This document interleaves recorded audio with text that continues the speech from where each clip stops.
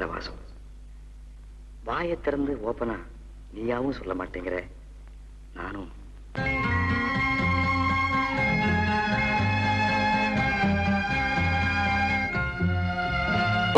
இன்வென்ஷனுக்கும் டிஸ்கவரிக்கும் வித்தியாசம் சொல்றீங்க.